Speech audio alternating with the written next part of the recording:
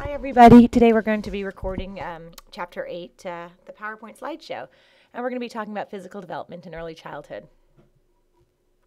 So we always start with fact or fiction.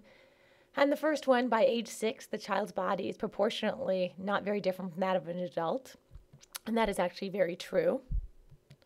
The next one, although the right and left hemisphere of the brain have specialized functions, cognitive skill requires both sides of the brain, and this also is true. There's some rules of thumb where people feel that you need to actually have a child learn to crawl so the brain learns to work together, and it could prevent learning disabilities. It's never been proven, but there's actually some philosophies that have children go back and learn how to crawl. Number 3, accidents are the leading cause of childhood death. Unfortunately, this is true. And number 4, child maltreatment involves not only physical abuse, but failure to meet the child's basic needs. And this also is true, because if you're not getting the child to the doctor or getting the medical or feeding them, that's also considered maltreatment. So, cartwheels and other motor skills are possible as the center of gravity moves from the toddler's belly to the young child's breasts. Height differences vary among children around the world, but differences are greater within than between ethnic groups. So if we look at a healthy 6-year-old, they weigh anywhere between 40 and 50 pounds. Their height is about 3.5 feet, or almost 4 feet. And their legs are equal to half of adult height.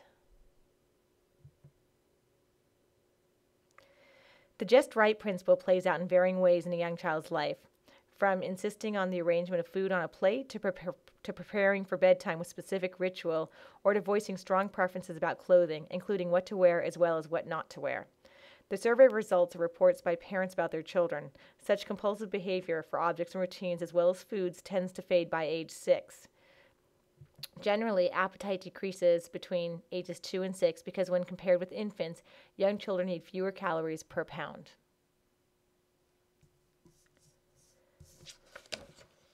Between ages 2 and 6, the brain grows from 75% to 90% of weight, with increasing particularly in the areas that allow advanced language and social understanding.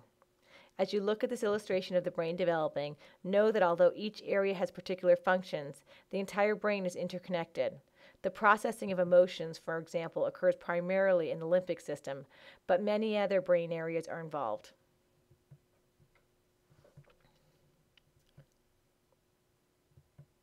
And all of these brain areas develop during early childhood. It goes to show you how vital early childhood education is.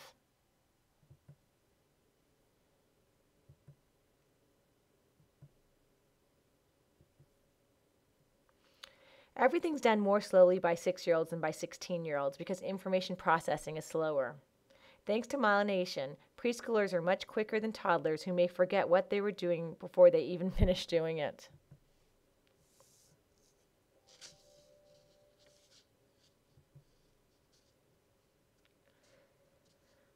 The left side of the brain notices details, and the right side grasps the picture. As you can see here, each hemisphere has some strengths, but they also have to work together. So if there's damage to the left side, this is what they see, and if there's damage to the right side.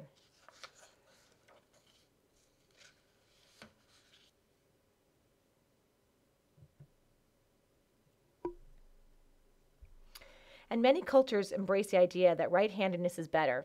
Just think of the expressions left-handed compliment or 2 left feet. Then consider the connection with being right-handed and being right as incorrect. Years ago, they would actually take children who were showing signs of being left-handed and force them to be right-handed.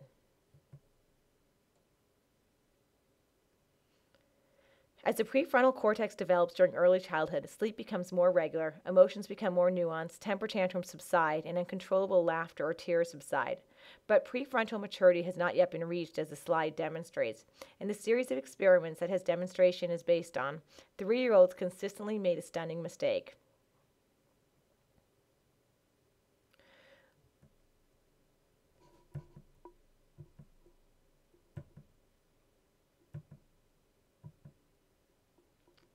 When another group of children were first asked to sort cards by color, they did so correctly, but when followed up with a request to sort by animal, they could not perform the task correctly.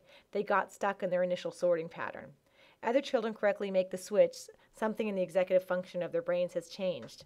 Does this remind you of Simon Says, when young children cannot easily obey the changing commands? Increased amygdala activity is one reason some children experience terrors like nightmares. Memories of location may be fragile in early childhood as the hippocampus develops, but deep emotional memories can be retained. Stress can be harmful, but it can also be helpful, such as when children meet new neighbors or visit a new place.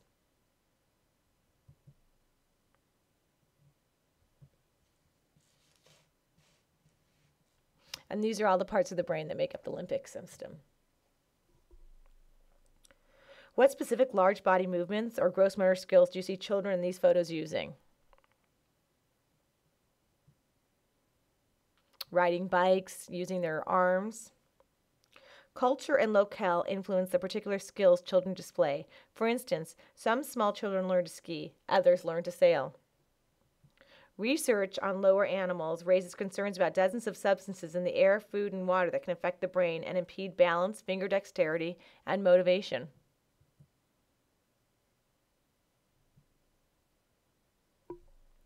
Many fine motor skills involve two hands and thus both sides of the brain. For instance, one hand steadies the paper while the other writes.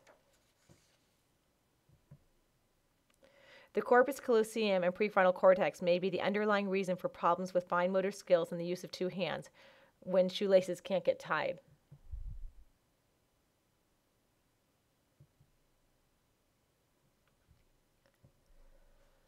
So, what are the three levels of prevention for injury control? There's primary prevention. And when primary prevention prevents injury, disease, or abuse by changing the overall background conditions. Secondary prevention averts a harm in a high-risk situation. And tertiary prevention are immediate and effective actions that occur after the adverse takes place. For children, an immature prefrontal cortex or limbic systems may incline them toward uninhibited impulsive behavior or poor decision-making that can harm rather than help once an adverse event occurs. In a reported maltreatment, the authorities are notified, but in substantiated maltreatment, the report has also been investigated and verified. Has the number of victims declined in the past decade, or have legal and social work responses improved? Then again, are there less optimistic explanations for this trend according to the data? The U.S. Census 2009 found that most victims of abuse, other than sexual abuse, are under 6 years old. So it may look like abuse is going down, but it could be that we're not aware of it because the children don't know to tell us.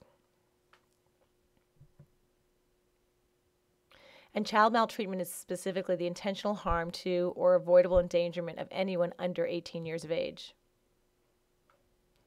So what I would like you to do now is go to the discussion area and answer some questions about growth and poverty. Thanks.